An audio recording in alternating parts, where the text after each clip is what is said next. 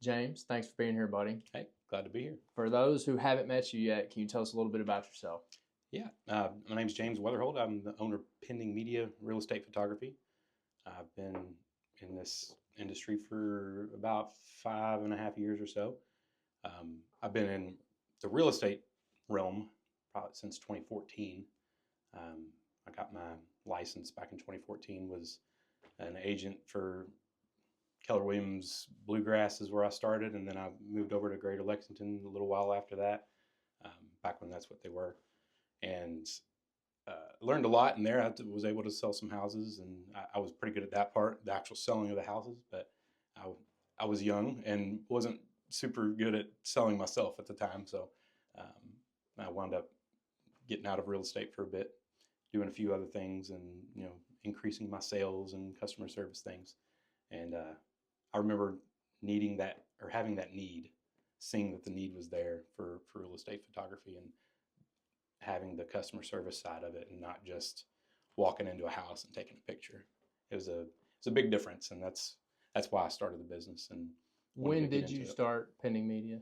I started in 2020, so very into 2020, right? COVID. Yep, right. It's a great time to start a business. Yeah, it actually was a great time. Love it. Yeah, because that was, while all the other businesses were just going downhill, real estate was popping. So. Now, when you started, had we pivoted into where people were doing a lot of virtual tours at that time, or was it just starting to kind of take off? Yeah, I mean, they were doing some 3D tours, but it was still just needing good marketing in general, because that's all people had time to do, was just scroll on their phone all the time, and realizing how crappy their house was, and they probably need a new one at this point. And so I think that's why everything was kind of popping at the time. So you said you saw a need for, in the niche, for the company to be built into. Tell me a little bit more about that. Yeah, whenever I had the few listings that I had, whenever I was an agent, I saw how, I hired a photographer, and I saw how it was, or how the process went, and it was kind of a little lackadaisical, and wasn't a whole lot to it. And I was like, I could do that. But of course, that was significantly a long time ago at that point. But I also heard from other agents that it's such a tough process to go through. And I was like, there's really no reason for that to be. So when I finally saw that need later on in my life, I was kind of ready to get out of the business I was in at the time. Once I saw that, I was like, well, I remember wanting to be able to do that, and how it was very interesting, and I think that would be something I would enjoy doing. Then I learned and asked some questions with some agents that I already knew, and saw the pain points, and just did it better than the people that were doing it at the time. What were some of those pain points that people may have been experiencing? I'm not asking you to name names or anything like that, but when you had people telling you, I'm having this challenge with my current vendor that I'm working with, or my partner who does this real estate marketing piece for me, what were some of the pain points? They were hard to get in touch with, difficult to deal with, just being on site. How everything had to be absolutely perfect when they got there. It was going to get shot, didn't touch a thing. When you could very easily just take 5 minutes at the beginning of a shoot, get things perfect. Move a few things here and there to really make a big difference in how your pictures are going to look. The replacing skies with blue skies, it's something super simple to do, and yet nobody was really doing it. So people were canceling left and right on cloudy days, not rainy days, cloudy days. And I was like, that just removes so much time that people have to get on the market. And everything's about speed and quality, and getting things done well, and things just weren't being done that way at the time. Next day delivery was unheard of, and so that there was just those pain points of just having to get things done quickly, get it done well, and actually enjoy the process. Well, and from the agent's perspective, like, I understand very intimately, as even recent as a couple of weeks ago on one we were working on. It doesn't happen in a vacuum. Like, as much as I would love to have everything scheduled and, everything's happening perfectly in a chronological order, that's not the case. Yeah. And I think something as a testament to you all on your team is you all are willing to be flexible. You're willing to kind of, hey, we understand when we show up, it could be complete chaos. And if one or two of us can be there to kind of run into this room, and we've kind of gotten to learn each other's styles or what we're looking for. So we can kind of be like, all right, I need to go 2 rooms ahead. Sometimes you may be, or one of your photographers on your team may be saying, hey, you're in the shot, but like we're still kind of working in unison to get around that, which does help our clients, especially when the home is occupied, not feel so stressed out about an already stressful process. So is that, when you start thinking about your time as a licensed real estate agent and transitioning into running this media company, do you feel like that helps shape the way you can speak to clients as well? So you're not just like there as a photographer who's done it for 30 years, like you can actually empathize with everything they're going through at that moment. For sure, because I've been the agent. I've been on that side of the table. I've been there with clients that are half the time when people are selling their house. This is like one of the most stressful situations of their lives, because usually it comes with like a job change or a divorce or a death or something of that nature, where it's such a difficult time to go through anyway, much less making it stressful to get everything to look perfect. And so me and my team, we try to get in there and be as professional as possible, tell them beforehand what matters to get the place looking good, because it's not making it perfect. It's really about choosing the right things to do to get it ready rather than doing everything, because there's a whole lot that you can do to get ready for photos that isn't necessarily the same thing as getting it ready for showings, isn't the same thing as getting it ready to go on the market. And that'll give them a few extra days to take care of those other things. I love that. And we're actually going to unpack that more when we start kind of giving some advice for our sellers. So maintain those beautiful thoughts on preparedness. You mentioned team. So how many people are on your team now? Yeah, so I have 5 other photographers, and then Jenna is my operations manager. She takes care of all the scheduling, anything that has to do with the phone, basically. And then we've got a VA as well that helps us take care of all back-end things. Then we've got a full photo editing team and video editing team, just separate. So that's just our entire team there. Just gets everything done. Everybody has their job, and it's not just one person doing everything. What's it look like for you building a team in this space? So whenever I first started hiring people, I was under the impression that I really wanted I didn't want anybody with photography experience at all. And when you do that, that's a good thing, because some photographers just have these built-in notions of just being an artist, and that's not my job type of mentality, and I didn't want that. But then I started realizing too that not everybody's like that, and I've noticed that when you can hire somebody that has good experience, but also has had the experience of being in customer service, and talk about somebody that's shot weddings. If you can do photography and videography in a wedding, like you're good at customer service, because those are the ones that you really have to understand. Your words matter, and how you act matters. And so I've kind of shifted my mindset with that, and hiring people that are good at what they do and have good customer service, because that's so important in this business. Well, and I think a lot of times we run into that same instance in the sales side of things too. There are going to be issues, right? Like you guys are going to miss a shot. Yep. You are going to not capture the best angle of something. And if the customer and the realtor who you're working with on that enjoy the process, enjoy the relationship that you're building, it's a whole lot easier to overcome that. Absolutely. And I can speak from experience. There's been times where, whether it was the property or the day or simply just a human error has happened, you guys are quick to say, hey, let's get back out there. Tell us exactly what it is that you want. And I think that's something that is a testament to your all's customer service, as well as just your level of communication. If something's not right, like you being in the agent's shoes before and still working with a ton of realtors know, sometimes there are clients that have to see a specific thing. Like, you got to make sure you get this angle from this exact place at this time. We're doing our best to get all that, and sometimes we might miss it. So it just helps to, again, know what you're dealing with. And if they remember how pleasant that experience was when that person was on site, probably a lot less likely to have a negative interaction when they come back to shoot that. Exactly. Has that been your experience? Yes, exactly that experience, because that's what we try to tell our photographers too. It's like, remember, we're going to miss something. We're going to do something wrong.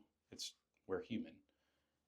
When your client actually likes you, that's such a smaller deal than if they already don't like you. If they already don't like you and you miss something, it's gonna be blown up.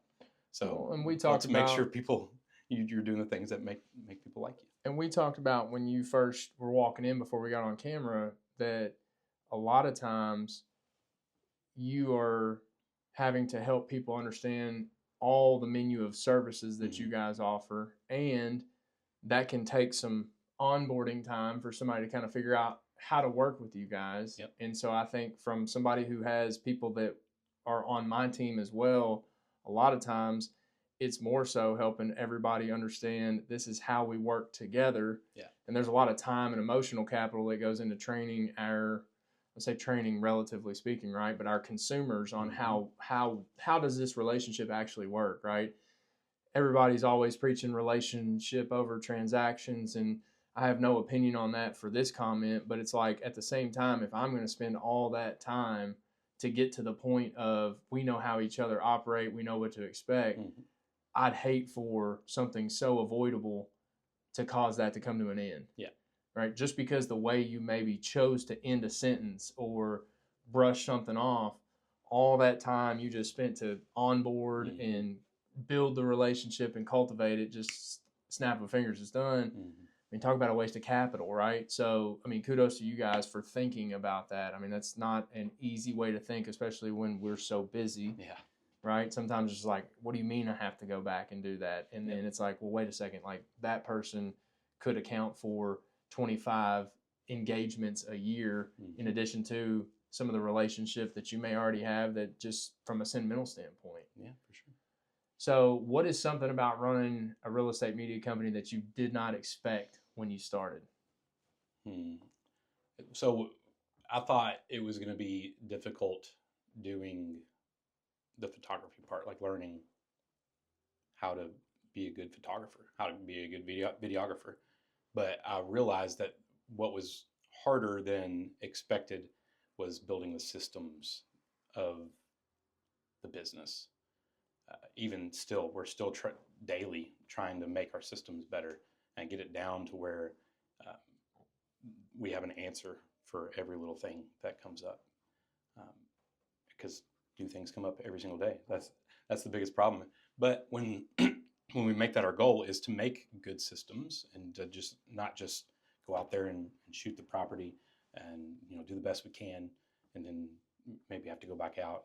No, we want to make it exactly systematic so that people know what to expect whenever they come in, and we try to reduce as much friction as possible for each one of our customers. And I did lie a second ago. I am going to tie back in the relationship transactional piece. Yeah. And was chuckling probably because I die on this hill, but there's a reason why people build a relationship is because if you can think as transactionally as possible, you then can build the system to allow the relationship to be the only thing you spend time on. But you can't just walk into it blindly and be like, well, I'm just going to go make a bunch of friends today. You still got to run a business. But you can build that system out wide enough to where you and I can sit here for however long we choose to sit here, knowing in the background things are still happening for both our respective businesses, and we don't have to leave here and all of a sudden just get crumbled to pieces by the overwhelming or the anxiety of now I got to go do all the things that weren't happening while I was sitting there talking with James or sitting there talking with Sheridan. So I do appreciate that other people are thinking that way more. And at the end of the day, if you want to scale, it's what you have to do. And I would just say for anybody that watches this and might not love the thought of what I'm saying about relationships over transactions, that's not to say there's a one size fits all. Mm-hmm. It's just if you do want to scale, you've got to start thinking that way, right? Where does everybody want to take their kids? Where's it like, we go get the mouse ears, right? Do you not think they think about every single little piece? I mean, hell, there's books written on how to, be our guest, right? And they're still volume. They're still volume based. I mean, but they volume based, but they keep the relationships going. And people will spend thousands and thousands of dollars to go enjoy that with their family or alone, right? I mean, it's so I love that that's where your brain goes, and that's probably why we get along so well when we're talking through problems and how to build things. Yeah, I'll say too. I mean, 2 years ago, like I couldn't say yes to this. Like it was impossible because I was shooting 5-6 shoots a day, on top of 2 other photographers. It was like, so I was like, okay, I've got to I either need to like significantly raise my prices to where it makes sense for me to be shooting this much, or I need to build my team and build my team well so that they understand why I do this the way that I do. And then I can go out and build these relationships, because the relationships were dying whenever I was trying to be the one that's at every shoot. There's going to be some agents that they have to have me at every shoot, but then if that happens, then you're waiting 2 weeks to get me. You're waiting all this time. I'm never seeing you at lunch because I'm doing 6 other shoots. No, that's not what I want. Well, not to mention you have a family. Yeah, not only and that too. A personal life as well. And I think that's something that a lot of small business owners and self-employed people run into is you can't always serve both houses and do them well. So you kind of hit that inflection point, or at least I have, where it's like I can choose to keep running 100 miles per hour at my business and watch some of this other stuff suffer. Yeah. But I can't also say over here, well, I'm going to spend all my time here because this is going to suffer. And it is that tough balance of, the scale, watching it go. So I can respect that because I've lived it. Mm-hmm. It's not easy, and things can get out of balance daily. And I think, to your point, it's extremely hard to work in the business and on the business at the same time. Yeah, it's impossible to do both of them well. People have very much almost killed themselves in pursuit from stress and anxiety and everything else that comes with it.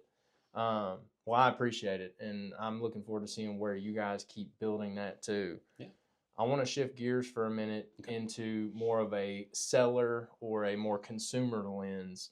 Goal being kind of thinking through some of the different interactions that both of us will have with a seller throughout our engagement with them or as we run our businesses. So first, let's look at kind of pre-shoot prep. Yep. Okay. So talking to sellers watching this, you're about to list your home. I want you to walk us through what a seller should be doing potentially in the days, weeks before you ever even show up with a camera. Yeah. I think number one when getting your house ready for media is to declutter. Like number one. So many people worry about things being dirty and things, everything being perfect. Like, let's start with decluttering. Decluttering is number one. I've walked into a house that, was supposed to be ready, and we've got things all over the house. Or sorry, we had somebody like vacuuming whenever I get there, which is fine. Vacuum before you come, but there was also dishes in the dishwasher or dishes in the sink. It's like, don't worry about the dirt. I'm not going to see. Let's make sure the dishes are done. Or I've walked into houses that where the bed wasn't made. It's like it's things that it feels like should be obvious, but when somebody isn't told exactly what to do, sometimes they're going to do what they think needs to be done, and that's not always right. And so we've got a pre-shoot checklist to get things prepped. And we almost have like a priority list too. I've walked through houses beforehand with some people too, and they said, "Oh, should I move this?" It's like, you can move that if you want. Put that on the bottom of your list. You've got a million other things you got to worry about. That's not moving this piece of furniture. Like, let's make sure we get all the clutter out of the way. Don't worry about any closets. Don't worry about any bathtubs. Put everything in the bathtub. Put everything in the closet. Put everything in the garage. Not shooting those things anyway. Just stuff as much stuff into places that I'm not going to shoot as possible. And then if you still have time, do the bigger things, or do the things that aren't as big of a deal. Like mop. Mopping is good, but that's not number one on the priority. Let's get rid of all the junk. What I hear, and it makes complete sense, is a lot of people think about what they would do maybe to prepare for guests or company coming over. It's not the same. When really it's a matter of what is physically going to be seen by the product you're going to put out. So almost helping them prioritize what is a big deal right now versus something later. And we can get access to those pre-lists for anybody listening. Just whenever we have an appointment with you, we can request it, or it's available for us to be able to share with people. For sure. And I think to add on to that, talk to your agent about what the different preparedness levels look like for media versus showings versus, heck, even an inspection once you've received a contract. Like, because I would say something that a lot of people don't think about, and I show a lot of property, the garage gets chock full of stuff. You may not be shooting it unless it's like a focal point, right? There's custom garages that we definitely would want to capture. And we shoot like 5% of garages. So for the 95 that get full of all the stuff you didn't want in James's shots or his team shots while you were there, then it shifts to, all right, an inspection's coming a couple weeks later. Well, where's the electric panel? Where's the water shut off? Yep. Oh, it's on the other side of the treadmill that's got 8 feet of boxes on it. So I think just, again, working with your team who you've trusted to help you go from start to finish, there's a level to get ready for you. Yep. There's a level to get ready for us to start running clients through. And then once we have secured a contract, now how do we get ready for what happens during due diligence? So I think, again, sounds like a system, right? Yep. What is a common mistake that you see when you walk into a home that isn't properly prepared, where you walk in and you're like, we're going to have a problem here? Like, is there a common, like a top 3 you see a lot of, or? I think it's just when an agent isn't a part of the getting prepped stage, when everything is just left to the seller to just figure it out. When that's the case, like they're not going to get it right. Or at least very rarely. There's some people that just live neat, and that happens once in a blue moon. But in general, this is the cleanest their house has ever been. Whenever I'm coming into the house. And so I think that's the biggest thing, is just not having an agent that helps them prep, and not even telling you. There's been so many times where I walk in a house that is obviously not ready, and the seller straight up says to me, I had no idea what I was supposed to do. Get the deer in the headlights look. Oh my goodness. Yeah. And I feel personally responsible sometimes when that's the case. Like, maybe we didn't send a prep list or something, but in general, that is on the agent. We try to give the agents those tools to use, but those are their clients. And while the real estate agent is our client. So while we want to do the best for the seller as possible, we can only do so much. Whenever they're not actually our client, we usually don't even have access to the owners until the day we get there anyway. And that's probably not a spot that your team or you loves to be in. When you walk in, it's like, well, what do you mean you can't shoot today? Or what do we need to do? Yeah. And when those cases come up, it comes down to, are we going to shoot it as is, or are we going to reschedule? Sometimes rescheduling isn't an option. We just have to shoot it. And it's unfortunate because it's just not helping the seller at all if we have to shoot on a day like that. We'll unpack a little bit more on the editing side, but I do want to go somewhere with you on that note. Are there situations where you all have to almost say, let's not over edit because there's so much stuff that I can not get out, but Yeah. I can make look better than what actually Oh, yeah. is. Oh yeah, we get asked to edit a whole lot of things that we just say no to. Like, no, we can't edit out that black spot on the roof.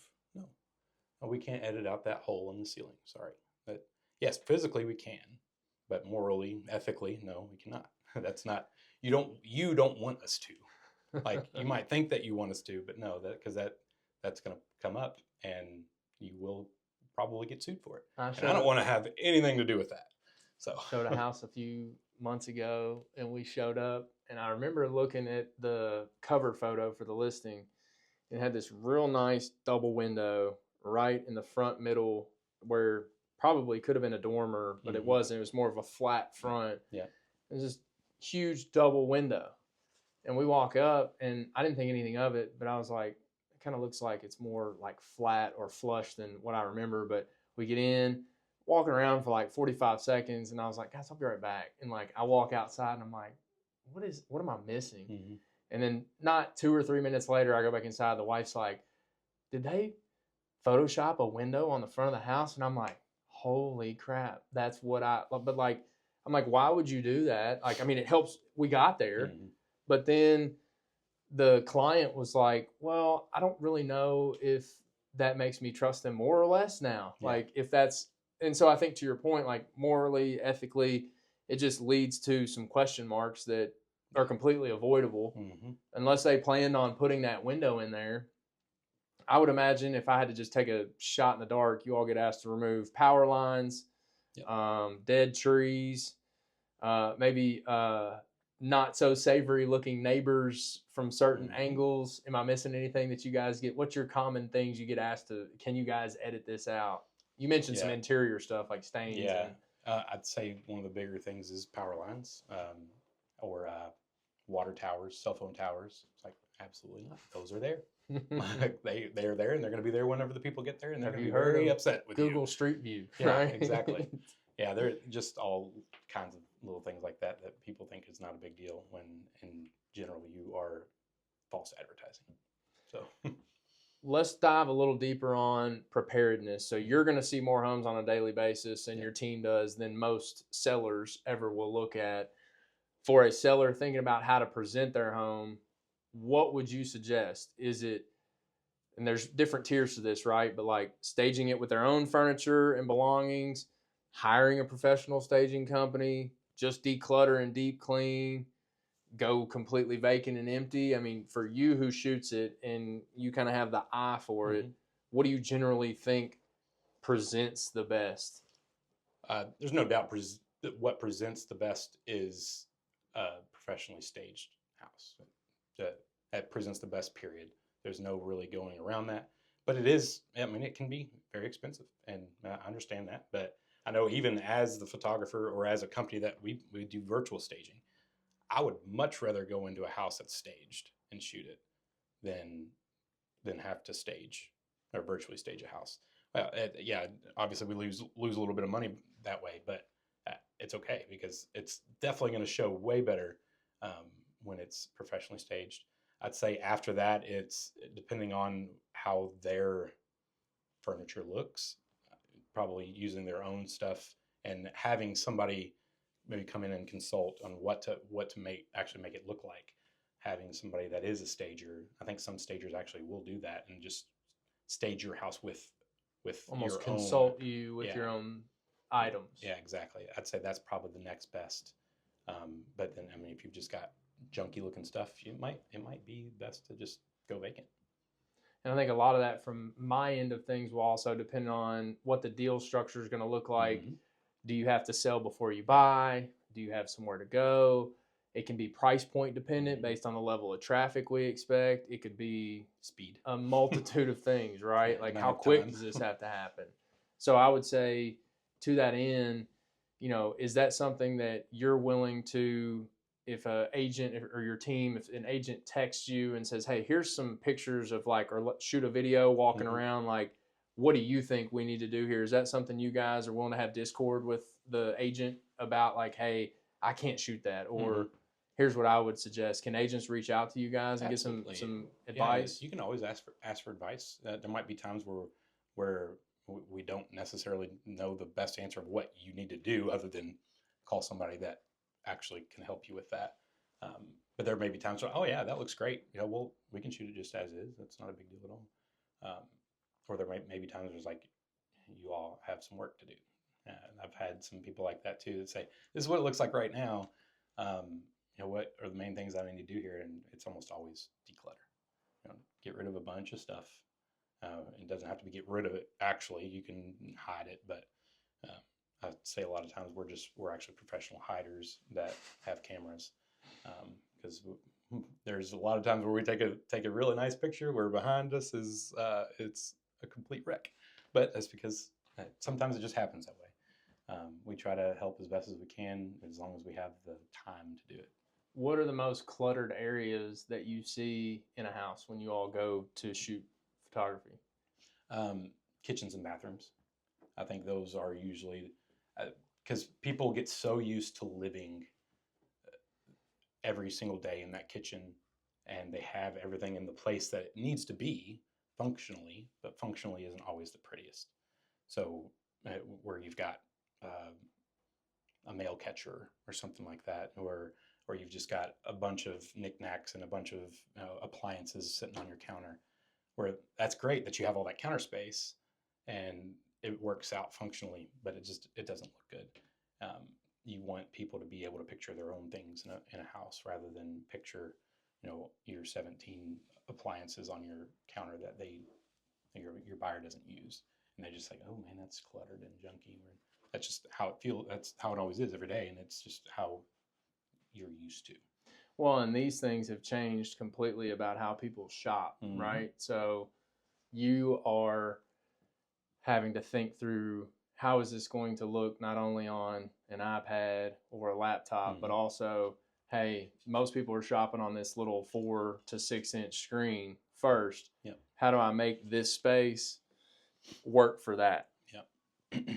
Photos is obviously the vast majority, but there's also a ton of other services. Mm-hmm. So does the level of service that an agent and their client choose to market their home with differentiate the level of preparedness? Like if they want to do a video, if they want to do a virtual tour, can you talk us through what some of those look like? Yeah, for sure. Because if we're going to go in and do photos and video, that's going to be a lot different than if we're just going in to do photos, because usually we're doing that 2 completely separate times. Well, it's still the same appointment, but in general, we go in, we shoot photos. When we're done with photos, we switch to our video equipment and shoot video. So if we have to move things around every room for twice, like that's just not doable with the amount of time that we usually have, blocked off before you need to get to our next one. So yeah, there's definitely a much bigger level of preparedness that you have to have if you're doing video or if you're doing 3D tours.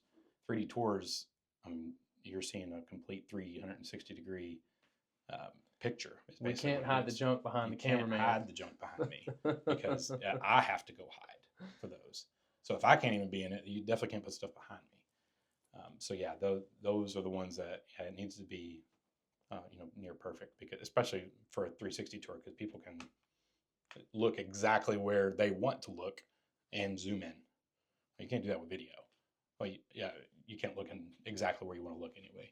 So that's what you have to keep in mind if you're going to do a 360 tour like that. That's good insight. So biggest takeaways: consult with your agent, consult with you all, the professionals, on how to be prepared. Yep. So that way, if you are in a time crunch, it's not one of those things where they have to be dissatisfied or disappointed when it's like, hey, we got selected to do video and 3D today, but based on what I'm seeing, it's not going to work. That's not a fun place for you guys to be. Yeah.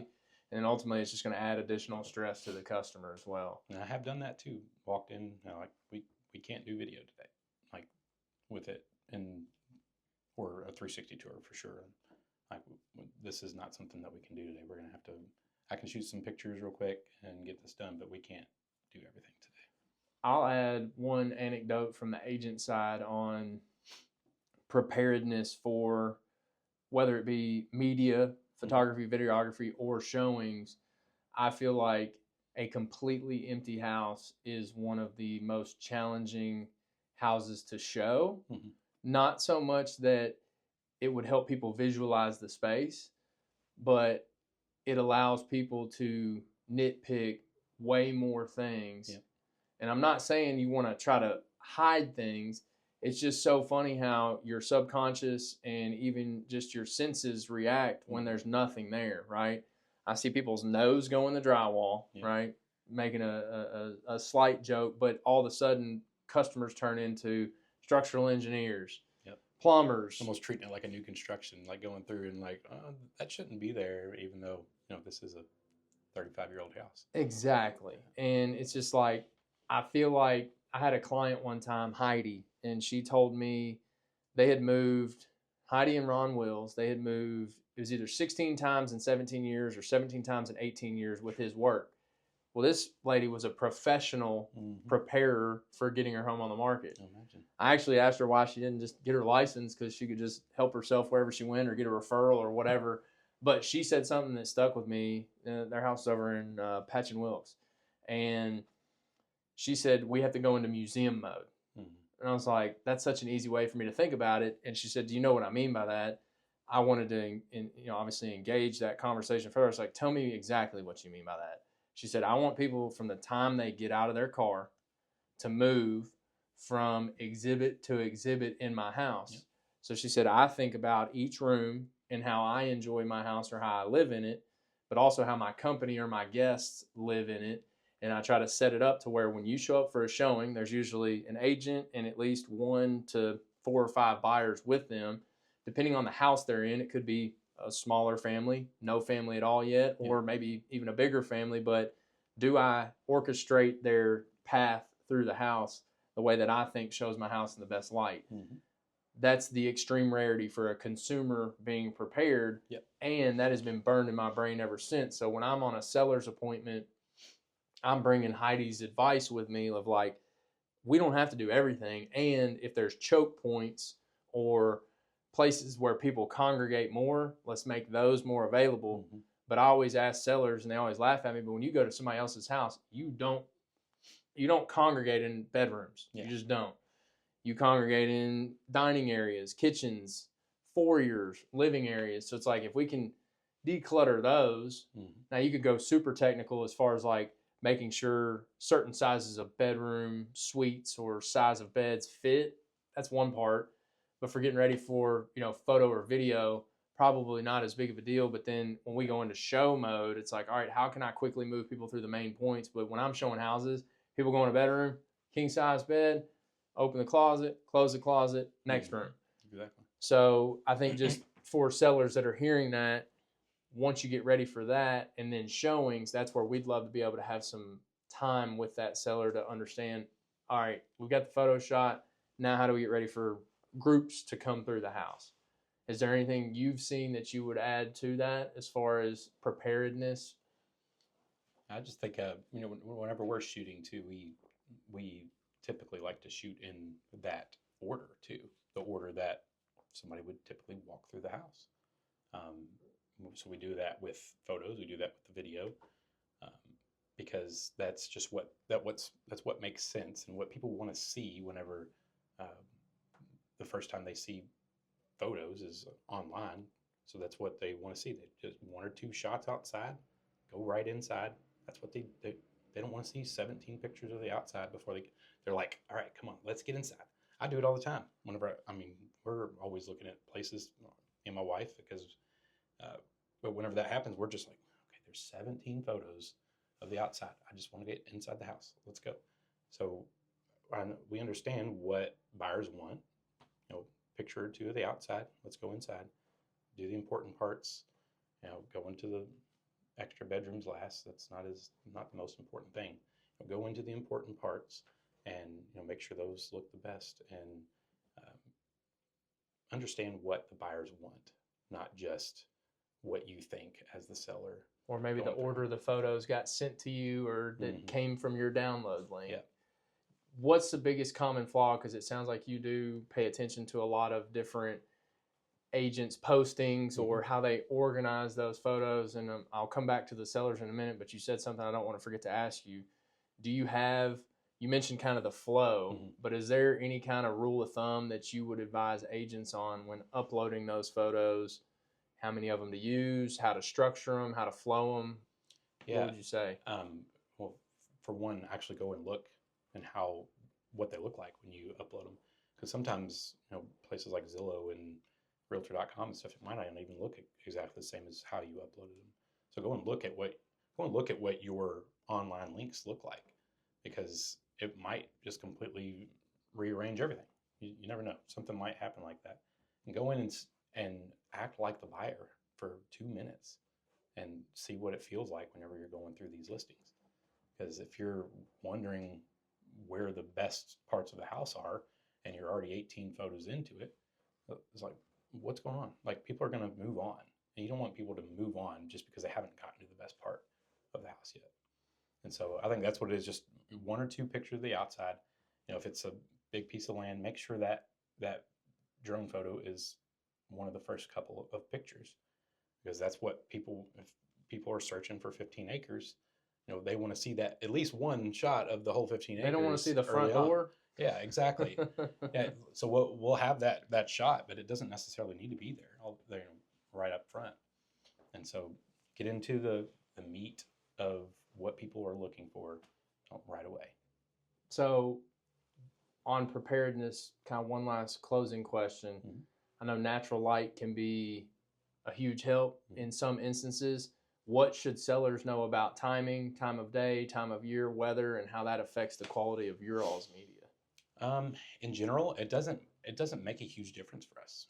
It really doesn't.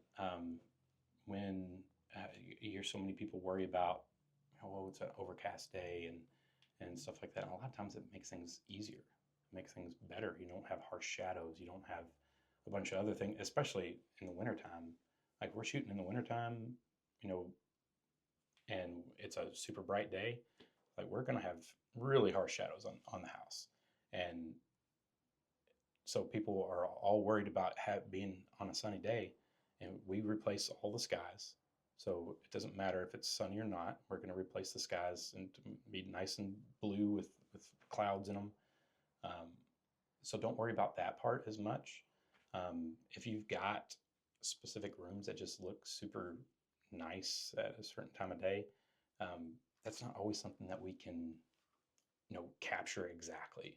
And it's not even necessarily something that is going to matter a whole lot for people. If we're doing some, multi-million-dollar house, and that's why it was built a certain way to get the light at a certain time, that's another issue. We can schedule around that. But in general, most houses it doesn't really matter what time of the day or what time of year that we're shooting. If you need to sell a house, you need to get pictures of it and put it on the market. As long as we can keep your all's equipment dry, we can shoot photos and video, right? Yeah, exactly. I've shot out in a monsoon with an umbrella. It might not be the best, but if we need to go back out, we can. But in general, you can still get it done, especially if it needs to get done. On that note, you're not opposed to maybe if there's a time of year where the outside of the house looks more presentable, and you're not ready to list yet, you guys are open to going and just doing exteriors, right? Yeah, for sure. Do you do that a lot? Yeah, when we actually tell people too, like, if you're if you know you're going to list in the winter, like, go get exterior shots in October. Like, get exterior shots whenever the leaves are still on the trees and they're pretty. Like, get prepped for that. Especially really in general, you don't really want to be that person where you find the house and you put a contract on it, and it has to be sold super fast, and we've got to get pictures on it right away. That happens, and we'll make that happen. But be as prepared as possible. Like, if you're planning on selling soon, if you think there's any possibility you might have to sell it in January, like, get the exterior pictures done in October, because we even post out there, like, go ahead and get your October exterior shots done now, because that's the best time to get them if you're planning on listing in the winter. One less thing to worry about when you do find that house or life shows up and you got to move quick. But also, like you said, everybody's gotten so accustomed to scrolling on the phone. If I see, because I look at houses all the time too, if I see 3 or 4 pictures and it's like a dreary outside and there's no leaves in the trees and snow on the ground, I'm through. And then it's like, all right, well, all of a sudden I'm bored with it, right? And then I'm like, well, wait a minute, I got to go back. And was there a driveway on that side, or where was the garage? So I think it does impact the presentability of the house. Yeah. And it's not that you're not hiding anything by doing that or like misleading anybody. It's just you want to present that home in the best light. Yeah. And so speaking to the preparedness, the agent needs to be working with the seller to say, if there's any chance we're doing that, let's shoot them when it's pretty outside. And it's happened to me, like there's sometimes you just can't, right? Yeah. And if you do have the forethought enough, get ahead of it, get it done. And it's good to know that you guys are not opposed to that. Yeah, absolutely. When do you, this is more of a funny question, I think I know the answer, but do you prefer sellers to be there, or do you prefer to have the house to yourself? We would prefer to have the house to ourselves, assuming it's ready. Yeah. And really, even if it's not ready, I would rather have the agent there rather than the seller. Because a lot of times, even if it's the seller and the agent, they just end up talking and kind of get in the way half the time, to be honest with you. And so there's even times where we'd be like, you just let me know whenever you're ready for me to move that, and I'll move it. And I don't even tell them, I just move it, because it takes just as much time to go to the other side of the house to tell them to come and move something for me when I could just move it real quick, get it done. So yeah, in general, unless you're expecting the place to be not perfect, we'd rather just be able to open the doors, turn the lights on, take the shots, and get out of there. You don't need a armchair quarterback. No, exactly. And even with the agents, like we don't necessarily have the agents there either. And a lot of times we can get it done a lot quicker and easier, and we don't have to worry about anybody being in a shot they're not supposed to be in.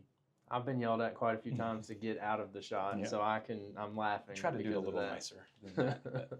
Well, you're allowed. It's when you stop yelling at me is when I'll be worried about it. But I know you're respectful with everybody. Yep. So I know as a team, we believe very strongly in professional media. We cover the cost of whatever whether it's photography, videography, any additional marketing. We don't pass that along to our seller. But why do you think every agent should be investing in professional media for their listings? Because it looks super unprofessional when you don't. That's number one. Like if you're wanting people to use you, like give people a reason to use you to sell a house. Like if all you're doing is just walking out there and taking pictures with your cell phone, or even worse, your own professional camera. I had so many agents tell me that I've got $1,000 camera, I'll take care of it. I'm like, okay, everybody's got a $1,000 camera in their pocket.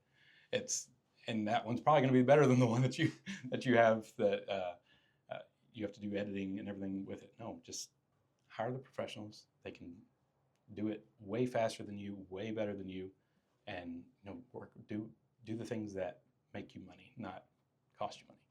Well, I'll add to that from like the agent side. I've shown properties that have been shot with a cell phone, and I've actually felt like my buyers, when purchasing said home, got a better deal on it 100%. than they probably could have or should have, because it looked so much better when we got there than it did on the phone. Yeah.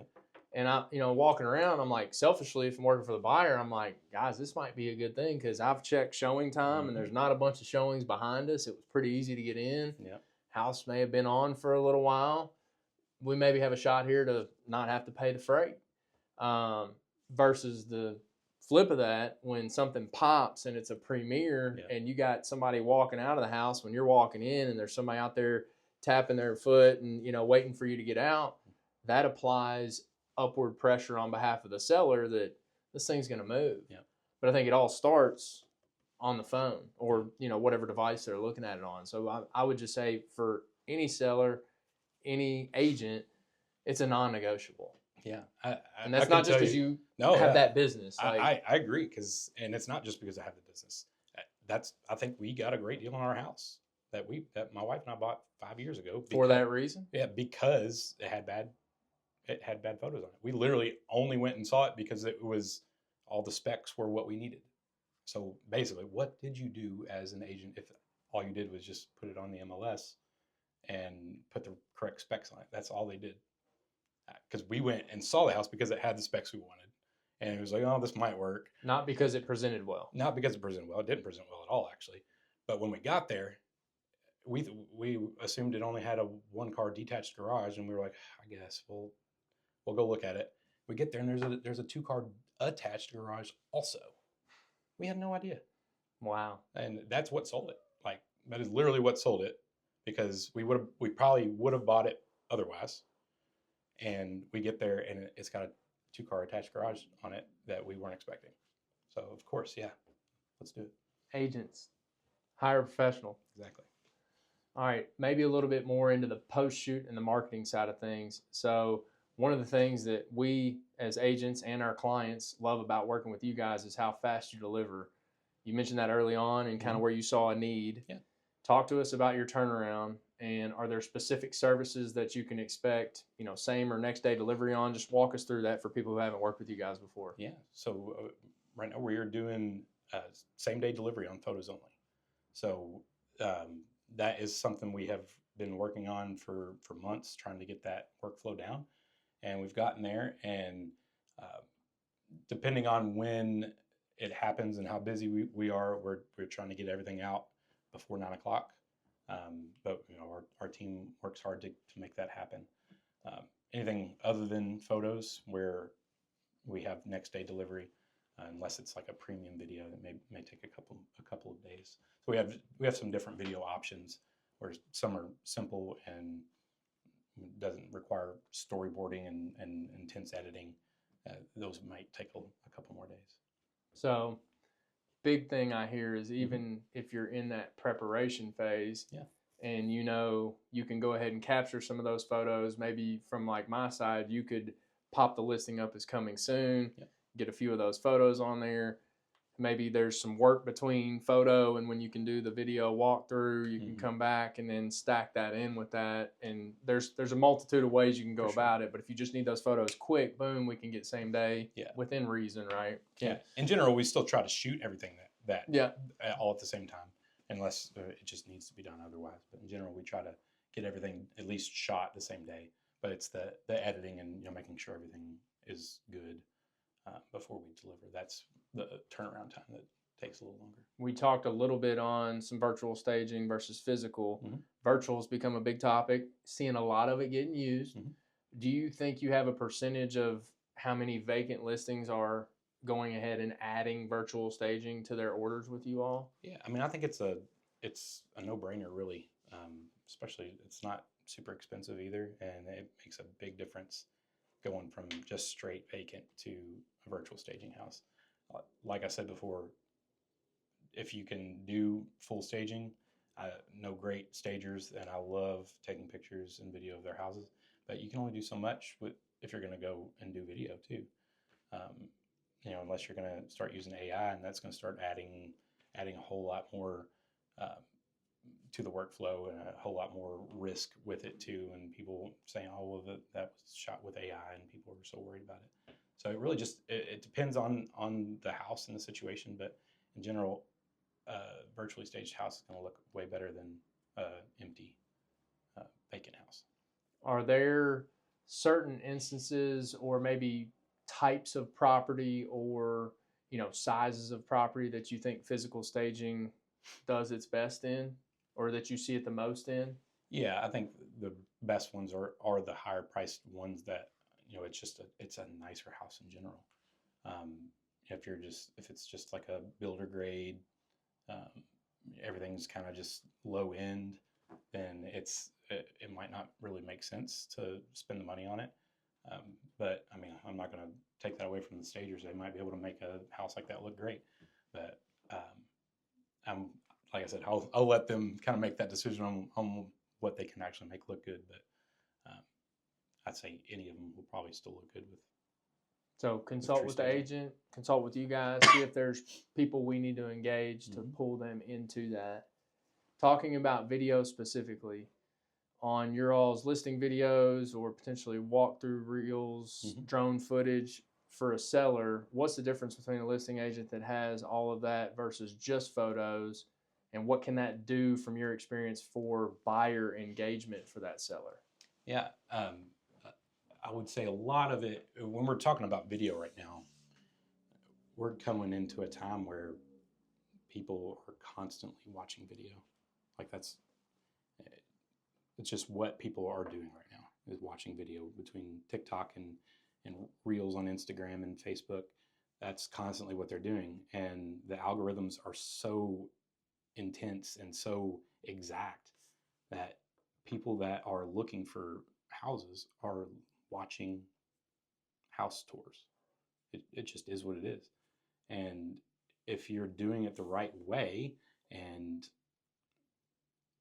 making a video exactly catered to the people that need to watch it, and you post it the right ways, then people are going to see that. And that's what you want, are people that are buyers, people that care about that, about your city, that people are looking to maybe move to that city.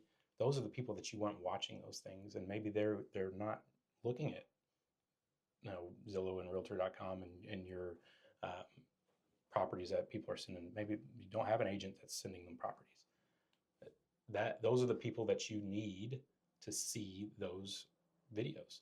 The people that aren't on these apps trying to look for houses specifically, but then they see a house that's like, oh, that's exactly what we wanted, but they weren't looking for it. But that's what we can do with social media right now, is put things in front of people that maybe they weren't looking for it to begin with. And if you're not using video to do that, then it's not going to happen. And number one, really, if we're not being on those videos right now too, that's really what's making videos get watched, is there being a face on them too. So if you can do a mixture of both, it's going to make a huge difference. So if you're coaching me as an agent for a moment, and I know that's something you're in the process of doing more of with some of our realtor peers, what would you say if somebody does not want to make it all about them? Because at the end of the day, we have a client we're selling a house for. How would you walk through that conversation with somebody like me? I would say that while it can certainly be for you, you can certainly benefit as an agent by being on these videos and making it about you. If that is what gets that in front of more people, does it really matter if it's about you or about the house, when you just want your house to be in front of more people? If that makes sense. And what I'm hearing you say too is the algorithms are geared in a way, could change tomorrow. They've changed since last time they were tweaked again, but it gives you a better chance at landing in more people's scrolling as a result of, versus, let's just call it a standalone or a nude video shoot through no people, just empty house or vacant, there's no people. You just walk through.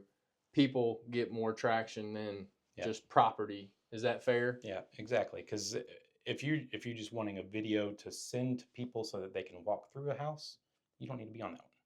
But if your goal is to get that video in front of more people, then being on it and putting it on social media is how to do that. Because I would be remiss to say that is not going to change. That unless it's a house that's just absolutely beautiful and gorgeous, and there's so many shots of that house that are just visually pleasing to somebody, those can still go viral without people on them.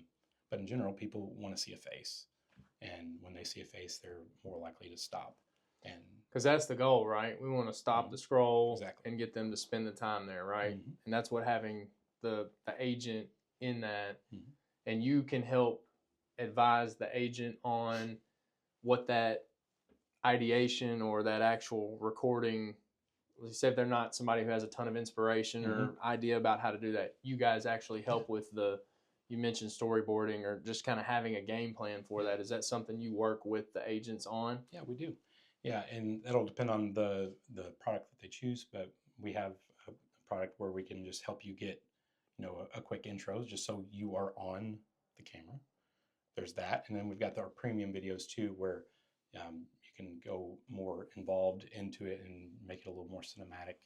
It really just depends on what your goals are for it. And we try to consult with people whenever they ask about video and what they're planning on doing with it, and we can kind of walk them into the best options for them. Do you feel like just plain no involvement from a human walkthrough video has almost phased out, or has it already phased out? Just on what you see with looking at analytics and view rates and all that. If you're talking about just on social media, then yes, I would say that unless you're doing it specifically, like if you're doing a few clips of a house that's really pretty and having a good visual text hook on it, that's really the biggest thing, is having a hook. We can talk about hooks for days, but basically you need a reason for people to keep watching past the first couple of seconds. Important distinction you made there. So maybe for like MLS or like input wise, okay to have that for somebody who's hyper focused on that property. But as far as like getting engagement from this guy, something that's more engaging, stopping. Is your goal to have your followers watch it or to have others watch it? If you want your followers to watch it, then they might watch it without you being in it. If you want others to watch it, unless it's a beautiful house, or unless, like I said, it has some kind of text hook that makes them continue watching, then they're not going to watch it. They're going to swipe. So that's the goal, is if you want your non-followers to watch, then the best thing to do is to be on there, because people like to see people. I like it. Drone photography, listings with aerial shots. I believe I've been told and seen MLS data will sell faster with some drone photography. What types of properties do you feel like benefit most from drone content, and what are sellers missing if they choose to skip over it? I would say anything, if a property is more than an acre, we try to get people to do drone, because strongly urge it, right? Yeah, it's almost a no-brainer. If you have an acre or more, you need drone photos on it. Or if you are in proximity to something that's beneficial to the house, get drone photos so you can show it. If you're a half a mile away from a football stadium, that might be a reason for people to buy that house that otherwise maybe they wouldn't have bought it. So showing that off is a big deal. Any type of proximity to a big feature is 100% something that needs to be shown. Or if it's a grand house, if it's just a house that's large, that's in your face, that really needs to be shown better, that's going to look way better from the air than it's going to from the ground. So it's just, those are the times when you do that. And that's 75 to 90% of the listings out there probably need drone photos because of that. It's either because you need a shot of it from higher up, or you actually need to see proximity, or you need to see the entire property. 3D virtual tours, getting a lot more home search that I'll see in my clients' carts, or as I'm looking through properties, I'm seeing a lot more of them. Walk us through what a virtual tour is, kind of how it works, and then why sellers or their agents need to be considering it as a part of their marketing strategy. Yeah. A lot of whenever I'm talking to agents and the ones that they're taught when they're trying to get a Matterport or a Zillow 3D tour in those, they are trying to get something specific out of it. Say, if you're wanting a Matterport of a property, it's usually a house that they expect an out of town buyer to buy. Maybe it'd be a house on a horse farm. They're expecting somebody from California to probably buy that thing. Or if it's a house that's nearby a college, they're expecting parents to want to look through it and actually walk through and see the full layout of things like that. Or if you're like a Zillow Showcase agent, those agents use the Zillow Showcase to get higher up on the Zillow searches and things like that. It just depends on what you need. But really, whole goal of these 3D tours is to be able to do your own walkthrough in your own time, exactly how it is in real life, instead of swiping through photos and trying to figure out this photo went here, so where am I in the property? It's kind of difficult to understand sometimes, especially if it's not shot the right way. But when you can just completely walk through a place, you can see how to go into different rooms and see how it feels from a certain part Now, in that room. I think if I remember correctly, the differentiator between like a, say maybe a Kubicasa versus a Matterport is Matterport, there are apps, or within the app, you can actually measure some spaces. So if you're curious, like, will that sentimental piece of furniture fit there? So in a situation where it's maybe a grander house, or there's a lot of different rooms where you can see specific furniture placement, maybe more on the Matterport side for people who are out of town. Because I've had clients who have moved here from larger markets that literally are picking spaces they will purchase based on, will my appointments fit within this house? Obviously, it's got to check a lot of the physical boxes, but then when we get down to like purchasing decision, you know, does that buffet that I purchased in some other country work here? And then I would say too, what I have used it as an agent with my buyers a lot of times is, let's say on a day that we've looked at 4, 5, 6 houses, to your point, when I scroll through all those photos, or I can't remember, was the dining room over here, or did that have the kitchen that we didn't like, or, you know, whatever the case may be, to be able to go back and kind of do a post-mortem of your day and be like, okay, you know, I'm making my pros and cons list on the, you know, do we want to maybe further consider that one or take it off our list? That can be very beneficial to help them kind of recap in their brains what they've seen.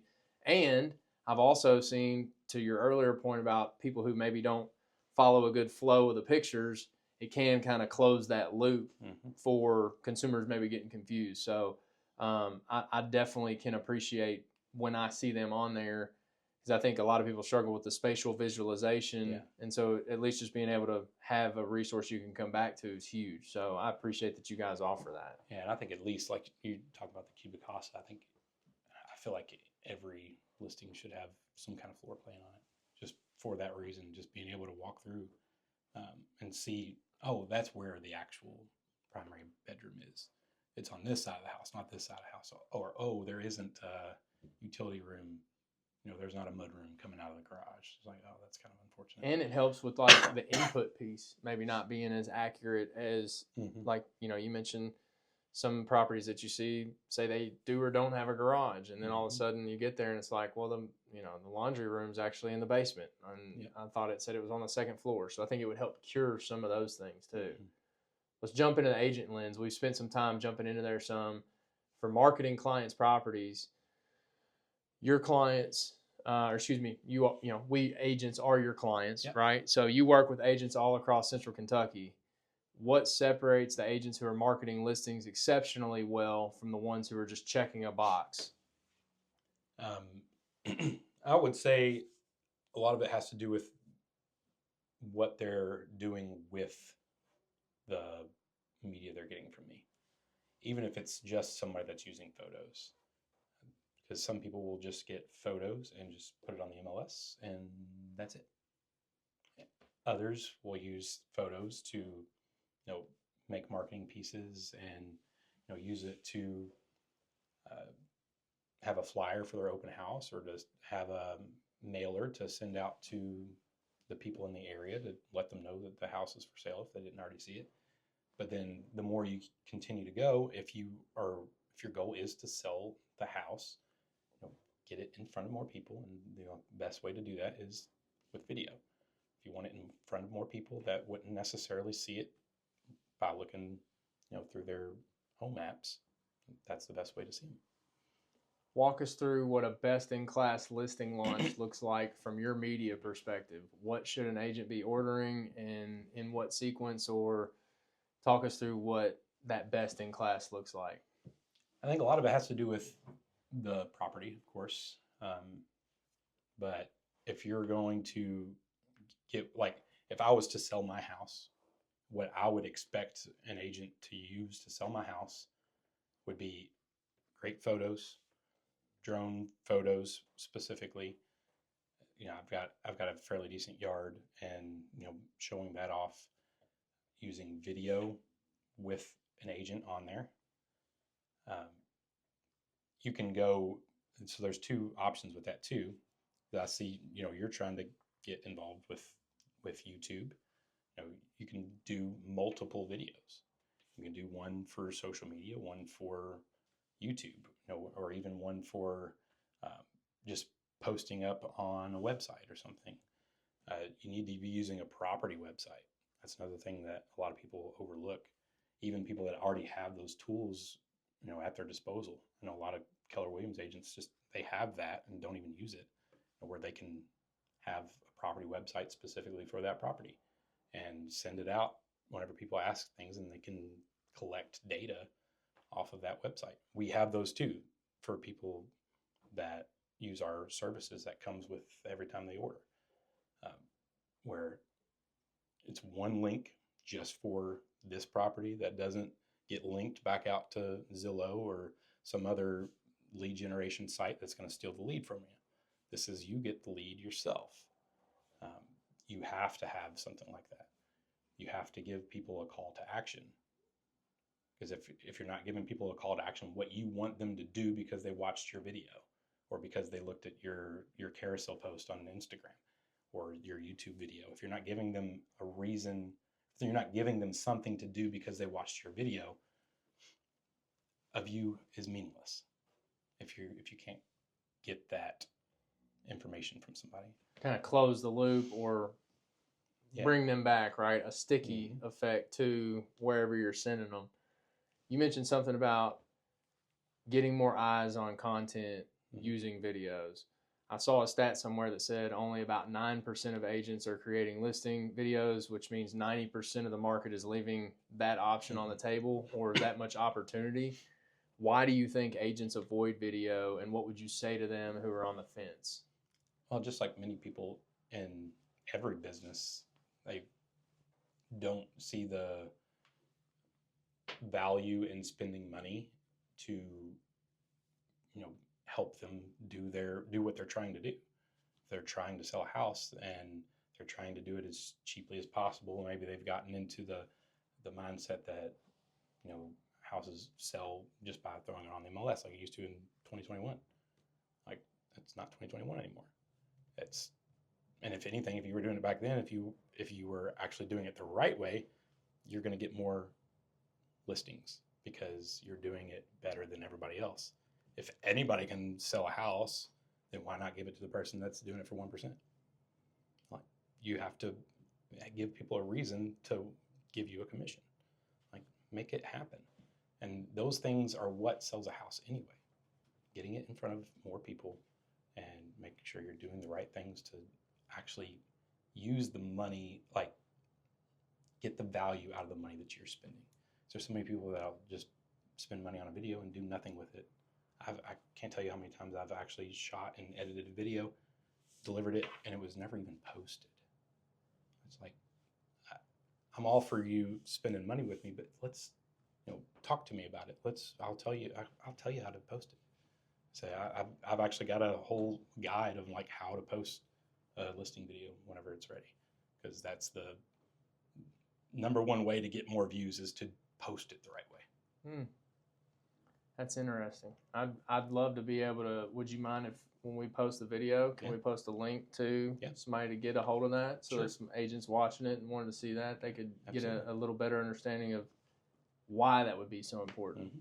I can do it. You've got me thinking about I need to go shoot videos on some more listings.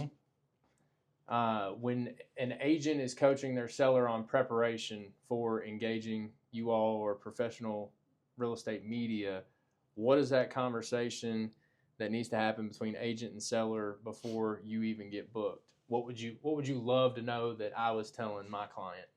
Yeah, it's just getting the house prepped and ready, and not just saying, all right, we're gonna do pictures on Friday, have it ready. Telling them to have it ready is not getting somebody ready. You need to tell them what to do. You need to walk through the house, show them what needs to be done. And because for one, you should know this at this point. If you don't know it, I can help you. tell you how to get it ready, but you need to tell the agent, or you need to tell the seller what needs to be done. Give them a list that they can check off. Because if you don't give them a list and you just tell them to do this, this, and this, it's not going to get done. Very few people live their life that way, where they can just remember the things that you told them. And give them a list to check off. That way, that when I do that, when I go walk through a house and tell people exactly what to do, every time I am shocked when I get there and it's actually done. There's been 2 probably in the last 6 months that I personally walked through beforehand. They were family, but I told them exactly what to do. And when I walk through the house the first time I walk around, I'm just like, ooh, they got some work to do, because it was like 2 days before. And so like I had very low hopes whenever I got there that it was going to be ready. And then I walked in, I was like, they did exactly what I told them to do. That is awesome. And it shot beautifully because of that. And if you tell them exactly what to do, they don't have to guess. So for maybe somebody that's out there that maybe doesn't know what to tell somebody, maybe it's a newer agent or an agent that's shifting their perspective on listing preparedness, can somebody hire you to walk with them and give them an idea outside of, like, let's say they get that checklist, they don't know what some of that stuff means. Yeah. Could they engage you all to come out for a consult? Is that something you've been asked to do? I've never been asked to do that other than family. That might be something we could do. I don't have a specific product for that. We would have to have a product for it, but in general, reach out to me at least so I can see what I can do. I love it. That's a good question. I may have to add a product for that. I think a lot of times people will be hesitant to reach out and admit they don't know what they don't know, when really, if it's like, I don't know, if a newer agent or somebody who didn't have like a mentor or mentee that could, a relationship that they could rely on, it's like, hey man, you see all these houses, you see what works, you see what doesn't. Like, can I get you for an hour just to meet me with my seller and just say, every house kind of has its own fingerprint. This is how I want to capture your house. Yeah. And it's going to be case by case. I mean, there's some that are slam dunk. You walk in, you know exactly what to do. But I think some of those situations like you described, where it's like, there's a lot of opportunity here, but how do we go from where we're at to where we need to be? That might be the overwhelming part for some people. So that might help people be more confident on their listing appointment too, just knowing, it's almost like you see from the eye of the stager. Now, I know obviously you have great partners that you would say let them pick what goes there, but it's almost like, hey, when I come in here, and honestly, I couldn't tell you where to put what, like when it comes to staging. So definitely consult the stager for something like that. But I can definitely be like, you need to get rid of some this here. Things. Let's get that to the garage. That kind of thing may help demystify that process for the agent that might be overwhelmed by it. Or if they have specific questions. That was some of the things that I was surprised that were even asked for me in those situations. Like, should I move this? And it's like, yeah, you could move that, but worry about the stuff that matters a lot more than that. Like, if you move that, if I saw it there when I walked in, it would not have caught my eye one way or the other. So, and so many people worry about something that nobody else even notices. Let's jump into you've touched on it, agent personal branding. So if we're talking about the agents themselves, you offer agent intro, voiceover services, some of the more premier video product. How important is it for agents to put themselves on camera alongside their listings? Super important today. Probably more important than almost anything you could do out there right now, because so many people are leaving leads on the table by not being on camera, at least being active on social media, because it's where, when you're a business owner, you need to be where your buyers are, where your clients are, and all of your clients are on social media, all of them. It's like if there was a event space or a store that that your clients are always at.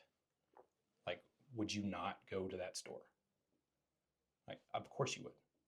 And that is literally what our phones are. If you're not there, then nobody knows about you.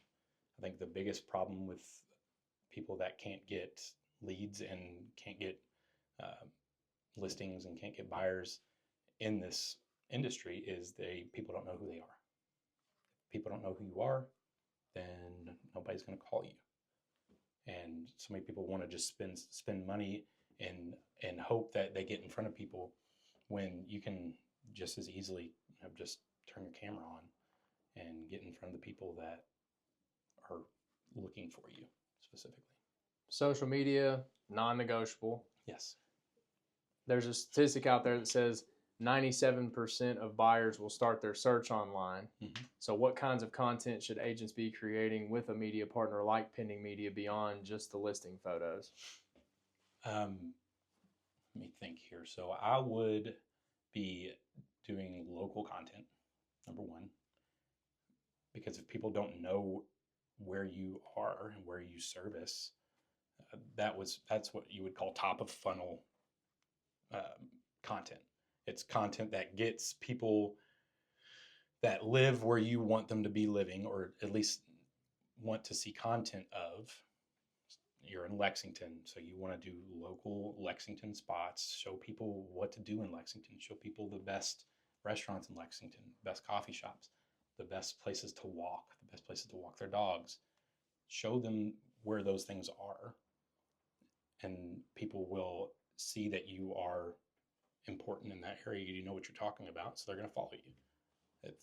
That's your goal with those, is to follow, or you can have some kind of call to action with a guide to the best restaurants in Lexington, and you can actually get people's emails or something like that from them by sending them those guides.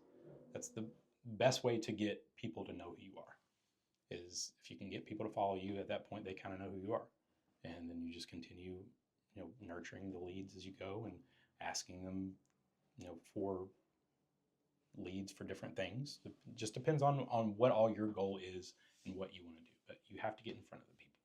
And I hear you saying primarily can start with being kind of the local expert, Mm-hmm. which then allows you to make further suggestions or engage them to say, what other coffee shop should I be at? Or what restaurants do I need to add to my tour or my guide, right? Yep. What about, you jump right into a great topic or segue, neighborhood guides, market updates, behind the scenes content. How can agents use a media company and build a content engine that positions them as the local authority in their market? Expand a little bit more on what we were just talking about beyond maybe just the local community stuff. Yeah, for any of this, like, you can do a lot of this stuff yourself, if not all of it. Get in front of people and get on the camera is the number one thing. Start off on your own. Obviously, if you don't have the money to do things for other people to come and do it for you, start off all on your own. It's better than nothing. Get it started and get in the good cadence of actually being on camera.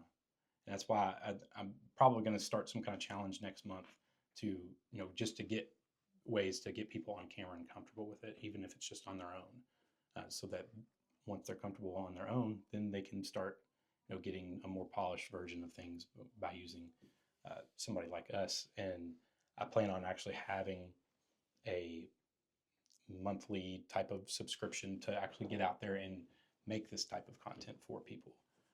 So we don't have everything in place yet, but that's something that we have planned coming shortly down the road to actually help people with this content too.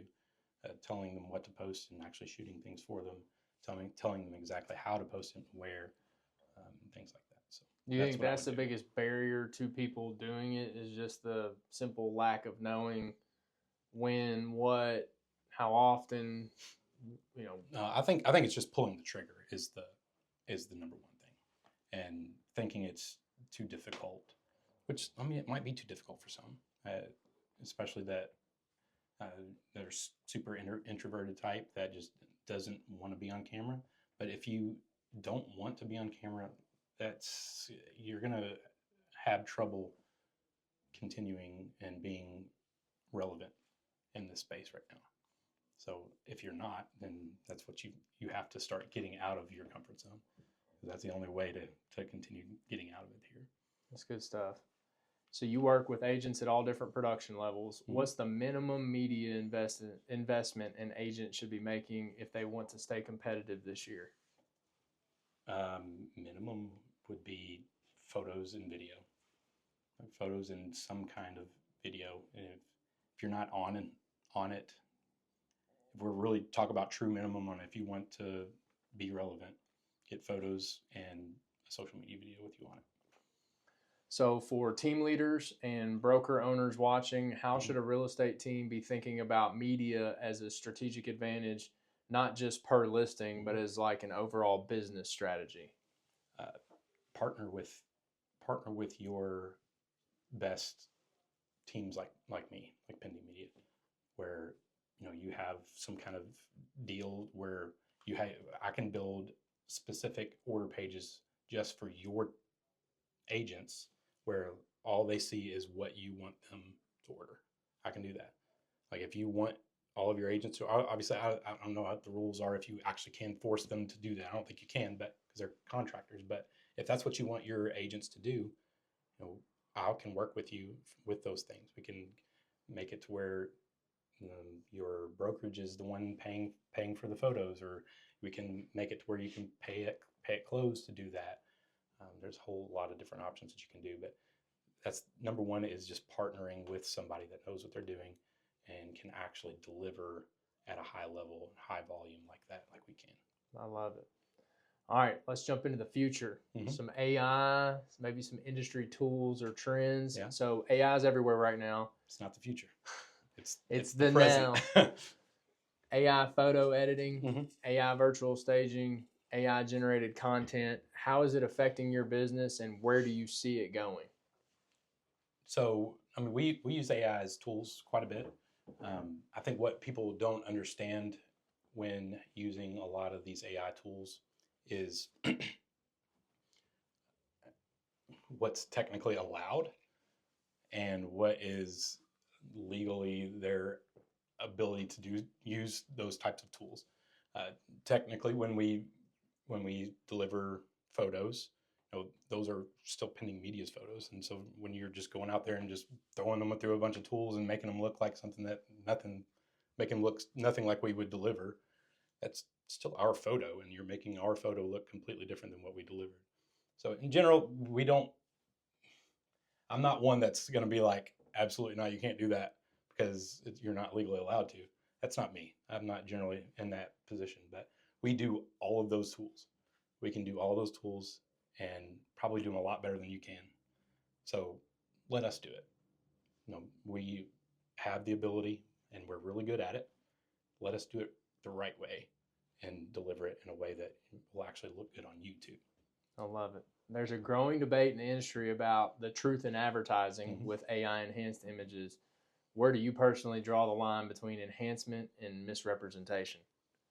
Yeah, it's easy to cross that line, even if it's on accident. Just like that extra window you were talking about, I can guarantee you that was AI. That wasn't purposeful adding a window on a house. No, I don't think anybody's going to make that decision to add a window on purpose. Likely, they just threw that through an AI generator that they didn't pay any attention to the final edit, because that's one of the biggest downsides to AI right now is keeping everything you want to stay the same. And so if you are using tools like that, you want to make sure that everything is exactly the same except for what you're changing. Yeah. So if you're using virtual staging, make sure that they didn't change the floors, because that's one of the biggest problems with using AI virtual staging is the floors will change. Not just the rug that it added, but the floors went a different direction and it's a completely different floor. You need to pay attention to that stuff, because you can get sued for that, because I thought the floors went this direction. I don't want this house now. I want out of my contract. So you don't want to be in that position. So just make sure, and if you are using AI or enhancements like that, disclose too. That's really the best way to do it, is to put some kind of virtual enhancement stamp or something on it. Just let people know that that's what this is. At least not trying to get away with doing something illegal. And I think to your point, from like the broker agency side, I believe the MLS has recently said that if we are using virtually enhanced photos, we need to note that, at least disclose that. And I just remember back to my days at APAS Weichel, the overarching principle I had burned in my brain was when in doubt, disclose. So in those scenarios, I would definitely say have something on there, virtually staged, at a bare minimum, right? Yeah. So where do you see the real estate industry as a whole going over the next 3 to 5 years? What services will be table stakes that aren't today? Talk about the video. Is it going to continue, or is there something? Where's your brain go when you hear that?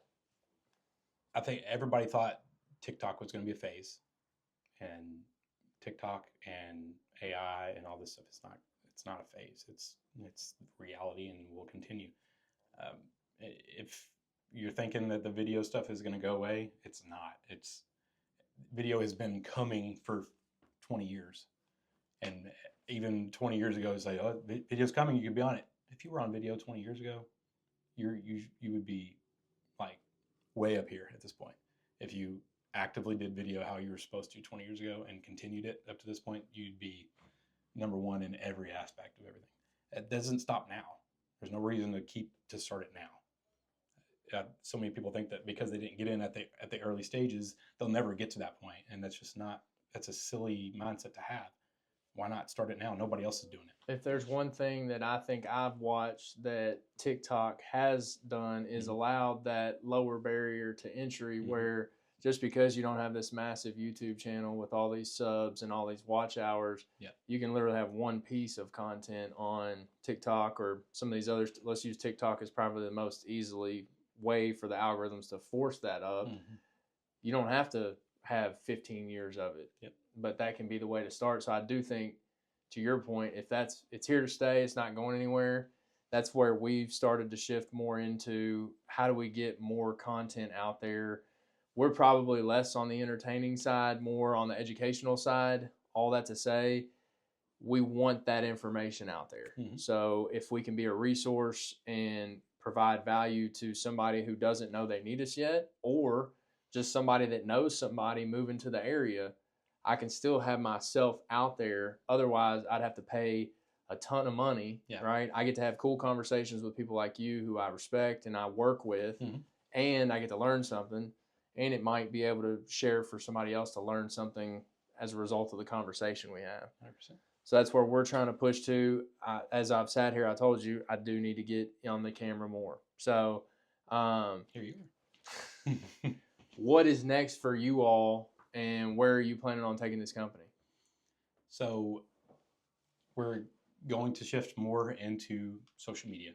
We've been in video since the beginning, but it's just been your typical listing video that we did for so many years of just it's a walkthrough, and that was great. That provided its purpose, and there's still a purpose for those. So literally, it's similar to a 3D tour. It gives the buyer the opportunity to walk through a house and actually feel the layout. But it's different for video that you want to actually get pushed out to people. If that's the type of video you want to do, you have to do it a certain way. It needs to be done that way. It needs to be posted a certain way. And you need to have certain parts of that video to actually be able to use it. And so we're going to continue growing that part of this business too, getting people more comfortable being on camera and understanding social media. So it's going to turn into more coaching. I plan on getting more into the coaching side of things for my agents. I think people have really taken to that as I've started it and understood that even just a little bit of learning for some of these things can make a huge difference in how you continue throughout the process. What is the best way for people to get started with you all? Is it simply reaching out on a website or making contact with you directly? Like, where do you suggest people start if they're curious about engaging your company for any of the services we've talked about? Yeah, you can always reach out to our office line. You can talk to either Jenna or myself from that if you just want to have a conversation on what you feel like you need going forward. I can kind of have have that type of a consultation call with you. Or you can just go straight to our website, pending.media, and order directly to our direct to our calendars from there.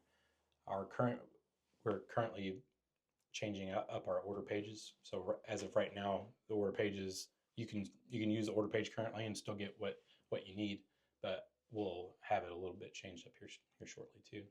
But you can order direct to our calendars right now. What would be one piece of parting advice you'd give to a seller who's about to list their house and wants to make sure they maximize every dollar? What would that one piece of advice to the seller be? Don't let anybody come in with their cell phone to take pictures. That's number one advice. But just get prepped too.